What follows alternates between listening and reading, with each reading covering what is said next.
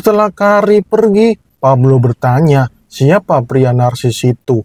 Dia seperti bocah ingusan yang baru lahir. Mauna menjawab kalau pria itu memang bocah ingusan, namanya Brun Kari, anak dari Baron Buntarius. Dulu Baron Tarius merupakan kenalan orang tua kami, jadi kami sering main sama Kari, dan akhirnya jadi seperti ini dah.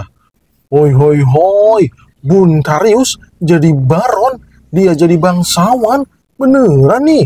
Tanya Pablo kaget. Dan ini dia Baron Buntarius, seorang pria besar yang memiliki bisnis di kota pelabuhan Lufthagen. Bisnisnya lumayan besar, jadinya ia memiliki harta yang banyak. Apalagi berkat jasa beliau yang meredamkan perlawanan para pedagang ilegal alias para penyelundup terhadap keluarga bangsawan, jadinya ia diberi gelar Baron dan diberi tugas sebagai penjaga keamanan perdagangan di kota Lufthagen. Wah, mendengar itu Pablo jadi senang. Bocah Terius itu sudah jadi Baron. Hebat sekali. Padahal dulu dia sangat benci dengan para bangsawan yang kerjanya malas-malasan. Malahan sekarang dia jadi bangsawan, wadidaw. Tapi bukankah itu bagus jika Lucia menjadi pasangan Kari? Kan bisa menjadi menantu bangsawan gitu ya. Ya elah paman, gak paham amat. Kan udah dikatakan kalau dia itu bocah. Namanya bocah berarti belum cukup umur. Dia baru 14 tahun paman. Mana bisa sama Lucia yang sekarang sudah 24 tahun. Kan bocah ingusan dia ya. Berondong nyis-nyis. Buset 14 tahun. Tuh bocah hebat amat ya. Aku kira udah gede tuh bocah. Malahan belum balik. Buset dah. Tapi ya nggak apa-apa lah, kalian jangan melihatnya sebagai seorang bocah, kalian harus mempertimbangkannya juga. Walah, dibilang seperti itu, Mauna jadi marah. Ia malah teriak-teriak nggak jelas sama Pablo. Kesel banget soalnya, malah didukung si Kari. Buset. Kemudian di kamar Lois, sekarang Lois sedang belajar, dan si kembar sedang tidur-tiduran. Pablo pun datang, ia mengatakan kalau dirinya menemukan informasi mengenai eliksir. Wah mantap, ayo kita ke sana. Kita borong semua eliksirnya.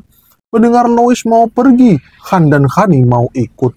Mereka bosan ada di sini terus, tapi Lois melarangnya. Jangan ikut di sini saja. Gak mau. Aku mau ikut. Aku mau ikut. Lah malahan bocil pada ngambek dah. Udah di sini aja, jangan bikin ribet. Aku cuma mau beli eliksir buat kalian. Jadi kalian di sini saja ya, daripada ribet ngajak kalian, bisa bubar dah misinya. Kemudian ada Lucia dan Mauna yang datang, mereka membawa pakaian unyu-unyu. Ini pakaian mereka saat masih kecil dulu, mereka mau memberikannya kepada para keponakan paman Pablo, dan wokedah langsung dipakai. Wah, setelah dipakai, mereka jadi berubah.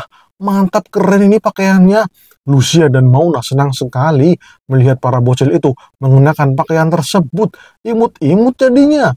Lucu banget jadinya itu. Terima kasih kakak, aku menyukainya, ucap Hani. Lagian, paman gimana sih? Masa memberi pakaian tipis di musim dingin seperti ini? Mereka kan bisa kedinginan paman. Dan juga cuman satu pakaiannya ini, gimana sih paman? Waduh dah, malahan kena omelan. Mereka kan naga ya, gak butuh pakaian tebel, ucap Pablo dalam hati. Terima kasih kakak Lucia, aku sangat menyukai pakaian ini, hangat dan lembut. Ya udah, dijaga baik-baik ya, jangan sampai sobek. Siap kakak. Kemudian Lois dan Pablo pergi. Mereka mau ke toko yang menjual eliksir. Han dan Hani pergi bersama Lucia dan Mauna. Mereka mau diajak main sama dua cewek itu. Mereka udah 2 hari gak main, jadinya mereka gak sabar untuk bermain bersama Lucia dan Mauna. Ketika sedang berjalan, Lois bertanya, apakah Pablo benar-benar yakin kalau toko yang ia rekomendasikan memiliki eliksir? Yakinlah master, aku mendapatkan info terpercaya ini master, pasti ada kok. Oke lah, langsung digas, kita borong semua. Siap master, laksanakan. Kemudian perjalanan mencari eliksir pun dimulai, dan hari sudah berganti menjadi sore. Dan terlihat, Lois malah shock berat. Ia tidak mendapatkan eliksir satupun. Semua toko yang direkomendasikan sama si Pablo tidak menyediakan eliksir. Waduh, waduh, ampun dah. Kau ini gimana sih Pablo? Katanya ada, malah nggak ada semua. Kosong semua. Ini gimana sih informasinya? Maafkan aku, Master. Memang kata beberapa orang, ada banyak elixir di pedagang kaki lima. Tapi udah keliling-keliling seharian, malah kosong semua. Duh, kacau nih. Lois jengkel sekali dengan yang ia dapatkan sekarang. Kalau nggak ada elixir, bakal bahaya, bos. Ia bakalan kelaparan. Kalau Lois sendiri sih nggak apa-apa. Tapi kalau si bocil kembar, bisa bahaya. Mereka bisa kehilangan kontrol karena kelaparan. Bisa ngamuk dah. Ya gimana lagi, makanan naga kan beda ya. Ketika sedang nongkrong menerima nasib, ada keributan yang datang. Ternyata itu si Kari dengan para pengawalnya. Sepertinya mereka sedang ribut dengan seseorang. Carrie merasa kesal dengan orang yang mau ngajak ribut. Soalnya ia diejek dengan berbagai kata yang kurang sopan. Buset dah, malahan bikin kesel aja nih orang. Hei bocah, kau itu masih bocah. Pakai gaya-gayaan mendekati Nona Lucia. Duh, bocah kayak ente mana pantes. Mana belum pernah mimpi lagi. Kau ini gimana sih? Apa jangan-jangan kau juga belum disunat? Waduh, waduh, belum disunat bro, kasihan amat. Masih kenyil-kenyil dong. Buset, ini orang mulutnya gak sekolah apa ya? Carrie bener-bener marah, tapi ia tidak bisa berbuat apa-apa. Soalnya emang bener, dia masih bocah, masih kenyil-kenyil. Mau gimana lagi? Cuman bisa kesel doang. Lawan ya malah bahaya, bos. Bener kan kataku, dia itu bocah belum balik, belum sunat. Wala-wala bocah belum gede kayak gitu, malahan mau disunat sekarang. Ya alot lah bos. Waduh, kalian ngajak adu tumbuk ya, teriak para pengawal Kari. Kenapa kau menodong pedangmu?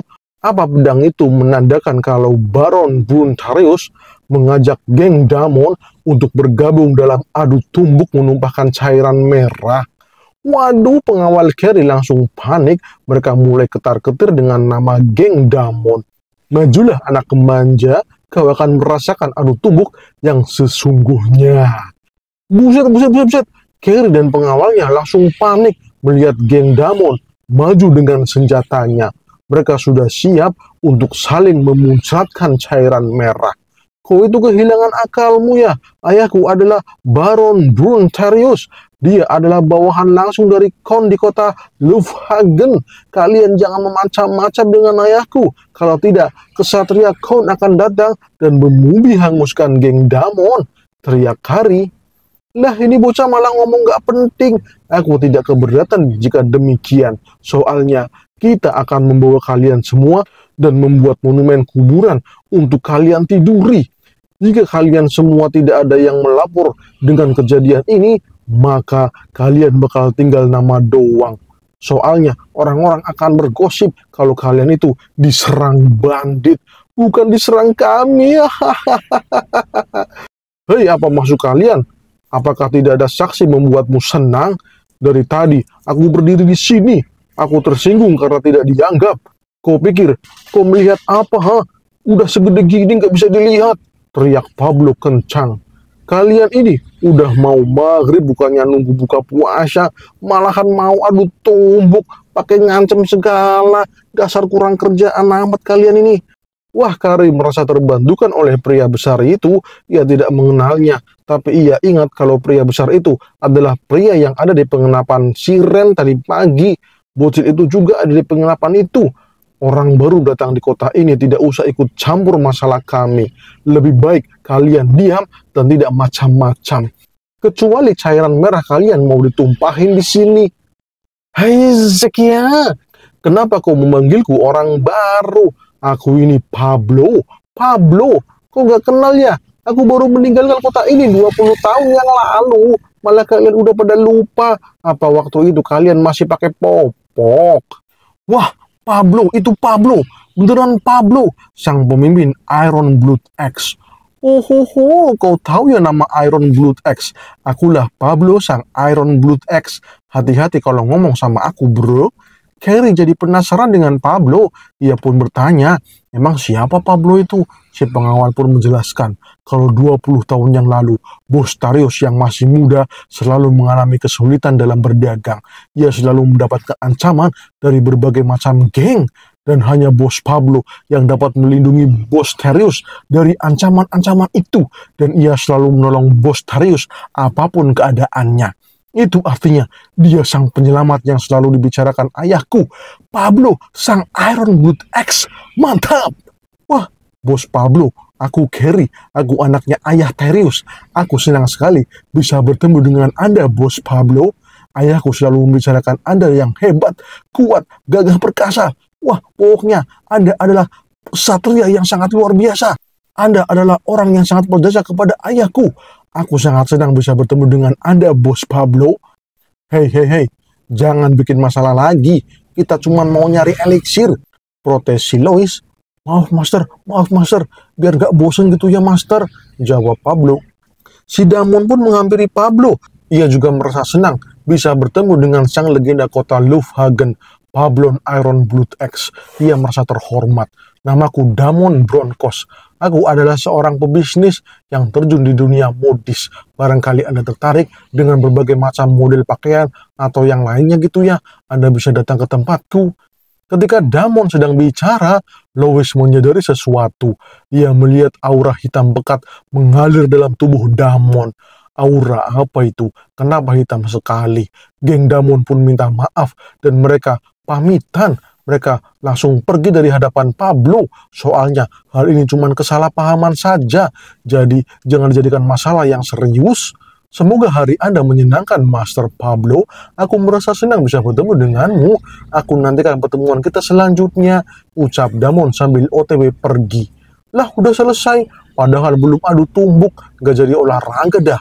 Melihat aura hitam di tubuh Damon, Lois langsung paham kalau orang ini memiliki sesuatu yang gelap.